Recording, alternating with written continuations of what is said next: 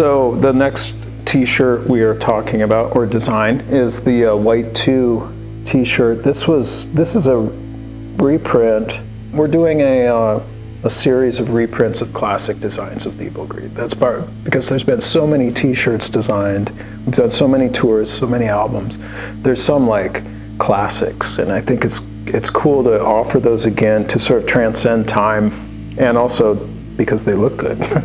And this one is White2. So we had toured in the UK again in 2003, and we met a photographer named Carrie O'Sullivan, and she wanted to do a photo shoot, and SUNN really hadn't done any photo shoots up until that point. And so we played at the Underworld in London or something like that, and then that was the last day of the tour, and then we met up with her and went up to a forest, an old hunting forest in the north of London, and did this photo shoot. And it became basically the first iconic SUNN imagery that was made with the robes, because we had, that was the first tour we had done in 2003 in Europe with the robes. And the first generation robes, I call them. They were gray with a red hood. And this is one of the, I would say, ultimate photos from that shoot. And later the following year, we did a short tour as a trio with Greg Anderson, me, and Rex Ritter on synth in the States. And this is the tour shirt from that. And I think this was also one of the first shirts we did as a band. It wasn't the first, I think it might have been the third. So it's a very early design, or early shirt for the band. And you have all the tour dates from that tour. And just looking at those dates, there's flashing back in my mind, or the shows are flashing back in my mind. And what can I say? Empty Bottle. I think we played the Empty Bottle Chicago. We played the Wire Festival at the time, and I think the bill was Wolf Eyes, SUNN, and Phil Niblock. The Knitting Factory show in New York. It was the old, well, it was the second Knitting Factory on Church Street. And I believe that lineup, we played there a few times, and it might have been this show or it might have been another show, but same place. But the lineup was Tony Conrad and Thou and SUNN. So Greg and I, on our tours, we've done so many tours, and we have so many contacts, and we're into so many kinds of music that often for the support, we share our ideas, yeah. And sometimes when there's two support slots, either of us will have one choice or one invitation, and it'll end up a bill like that, like SUNN, Tony Conrad, and Thou. And that's pretty amazing, I think, and it says something really specific about the band and the mentality of it. And these tours we're putting together now are similar, like the New York show at Pioneer Works we're doing in December is probably going to be SUNN, High Command, and Layla Baudry. And that's really cool, I think. One aspect of SUNN, where it's kind of Venn diagram, and there's all these overlapping things of interests and connections and interpretations and stuff. So I remember in an interview you were talking about how White1 was actually supposed to be acoustic record. Yeah. Very minimalist, and turned out quite differently. How was that? White2 wasn't the same recording session? It was, yeah. The White albums. I mean, it was kind of like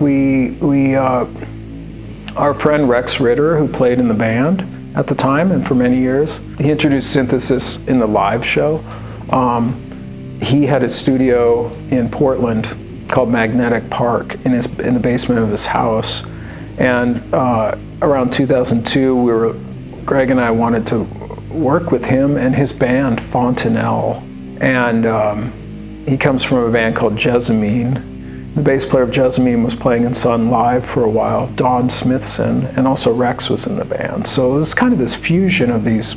And we were friends with Jessamine in the 90s when we lived in Seattle. But Greg and I wanted to work on new recordings. Rex offered his studio, and we went to Portland to work there. And I guess we had a rough outline, like, oh, let's try something different, as we always do. But at that time, it was like, maybe we could try something with acoustic instrumentation. For some reason, it was like, let's call it the White Album or the White Sessions. I don't remember how that emerged, actually. But it was one big recording session. And what actually ended up happening, we went in with some ideas and some riffs and stuff, like we had before, but because there was more people involved, and it was Rex was recording it and producing also, and I was producing more and Greg was producing more. We had more experience and vision to elaborate ideas. It actually turned into our first sort of step into being more experimental and opening it up. So in some ways, like the title is kind of like opening the windows up and letting the light in, so we can have more space with the ideas. And of course, White1 and White2, those albums are two separate albums, but they come from the same body of work. And they weren't completely created in that one studio, because of course on White1 we worked with Julian Cope on a massive piece that's like a canonical piece of SUNN now called My Wall. But he didn't come to Portland to record that. He recorded it in Sheffield, I think, in his friend's studio, Doggin's studio, and sent us the recording, and we put it together.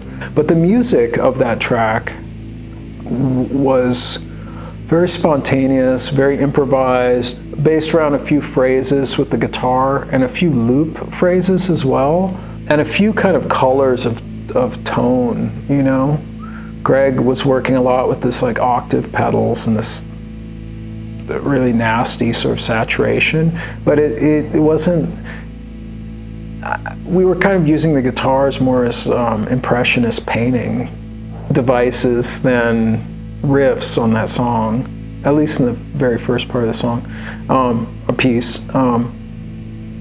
And the other really there was a lot of people involved in that record that became very important with SUNN. Joe Preston, Reinhard Gammelsader does some vocals on it, the singer of Thor's Hammer, Greg and my first band.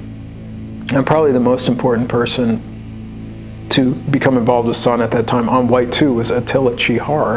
And we had two pieces from there, and I was in touch with him, and we have talked about working on a project together, because in our correspondence, and he was very into bands like Current 93, Coil, Throbbing Gristle, different World Serpent bands of the experimental side, and as well as Skinny Puppy and a lot of like out there industrial stuff from the 90s.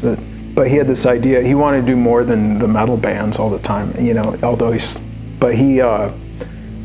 we ended up working together with him on two of the tracks on White2, called Decay, the Symptoms of Kali Yuga, and Decay, what was the other one called? There were two pieces called Decay 1, The Symptoms of Kali Yuga, and Decay 2, Nihil's Ma. And he recorded, like Julian Cope, Attila recorded his vocals in a studio where, he was based in Budapest. And we put those together with the recordings. Those two Decay pieces as well, the music is Joe Preston and I working with like phrases that are kind of held in this sample loop, like a tape loop, and are gradually decaying. It's very simple to describe it that way. The music is very complex actually, but Attila's performance on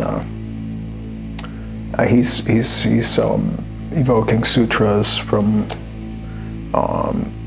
Indian poetic classical texts, religious texts. So that was another very important period for SUNN,